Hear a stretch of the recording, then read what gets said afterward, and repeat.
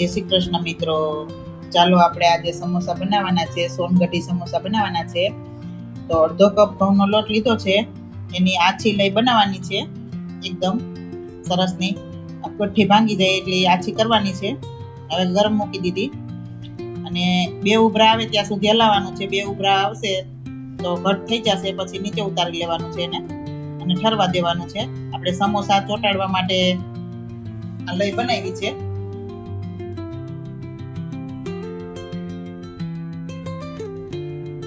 ચાલો આપણે બટેકા બાફીને તૈયાર કર્યા છે. હવે મસાલો તૈયાર કરવાનો છે. તો હવે બટેકાને છાલ ઉતારી અને આ પટ્ટી મેં સોનગઢથી મગાવેલી છે. લીમડો જોશે. બટેકા 3 કિલો બટેકા મેં લીધા છે. 200 ગ્રામ લીમડો છે. 3 નંગ લીંબુ નાખવાના છે અને 2 પડીકા મહાલક્ષ્મી ગરમ મસાલો નાખવાનો છે.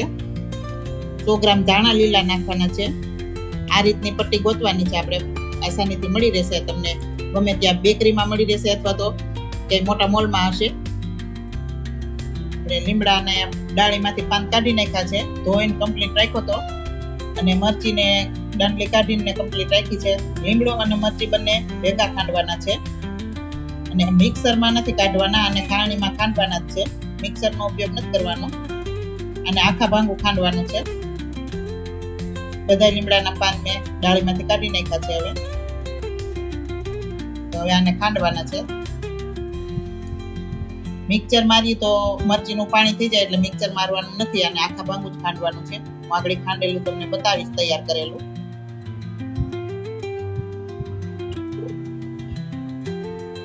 તો આ રીતે ખાંડવાનું છે.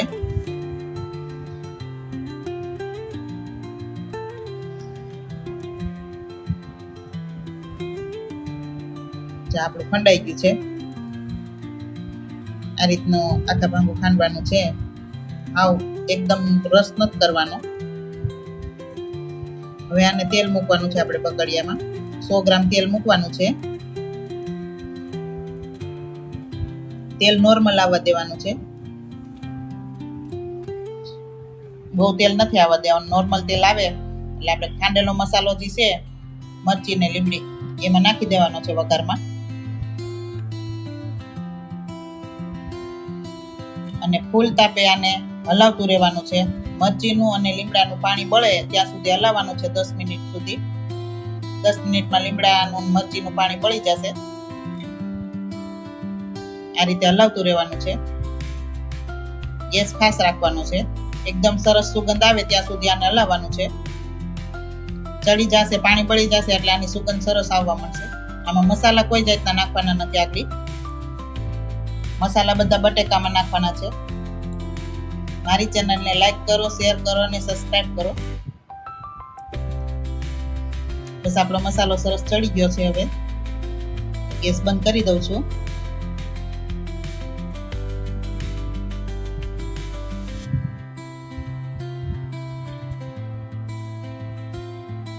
બટેકા તૈયાર કર્યા છે. એમાં સ્વાદ અનુસાર મીઠું નાખ્યું. મસાલો જે બનાવ્યો હતો, આપણે વઘાર કર્યો તો, એ મસાલો નાખી દેવાનો છે બધો.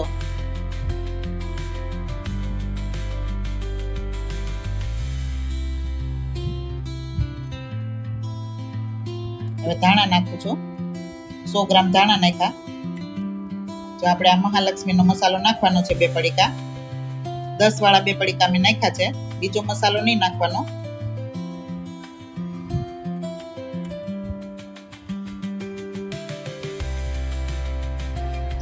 ત્રણ લીંબુ નીચોવ્યા. આટલા મસાલા 3 કિલો બટેકામાં 3 લીંબુ નીચોવાના છે. જાજા નથી નાખવાના. અને હાથેથી મસળવાનું છે.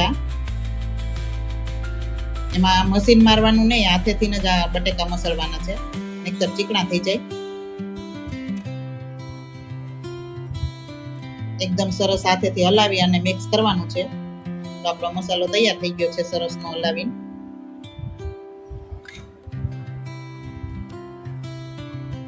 બટેકાના ગઠ્ઠા આ રીતે ભાંગી નાખવાના, કોઈ હોય. હવે આ સમોસા પટ્ટીમાં આપણે સમોસા બનાવવા માંડીએ.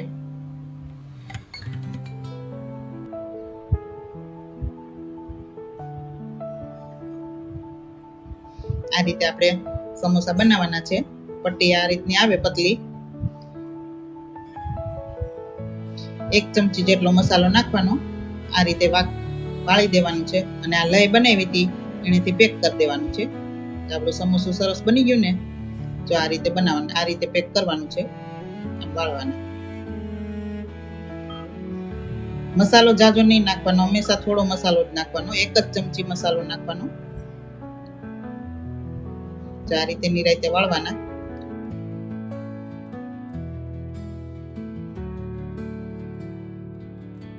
સમોસું ખુલે નહીં એનું ખાસ ધ્યાન રાખવાનું. એકદમ સરસ પેક કરવાના.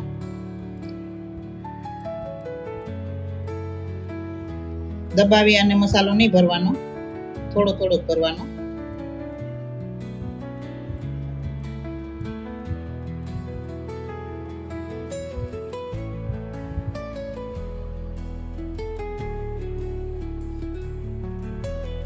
આ સમોસાને આપણે 2 વખત તળવાના છે. તો હવે તેલ ગરમ મૂકી દીધું. તો હવે જો પહેલી વખત તળાય છે, એકદમ આછા બ્રાઉન કલરના થાય ત્યાં સુધી પહેલી વખત તળાવા દેવાના છે. અને હાવ એકદમ ધીમો ગેસ રાખવાનો છે, નોર્મલ ગેસ. આમાં ફાસ્ટ ગેસ પહેલી વખત ફાસ્ટ ગેસ નથી રાખવાનો, હાવ ધીમો ગેસ રાખવાનો છે. આ રીતના તળાવા દેવાના પહેલી વખત નોર્મલ ગેસમાં. ધીમા ગેસે સરસ તળાઈ ગયા ને. આ પહેલી વખત તળ્યા છે.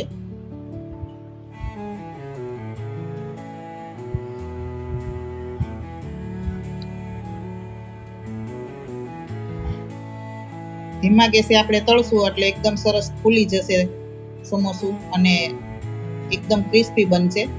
ફાસ્ટ ગેસે બનાવશું તો અંદર કાચા રહે અને ફૂલે નહીં. હવે આ બીજી વખત તળી છે. આ સમોસા બીજી વખત તળાય છે. એમાં ગેસ થોડોક ફાસ્ટ કરવાનો છે અને હલાવતું રહેવાનું આમ ધીમે ધીમે.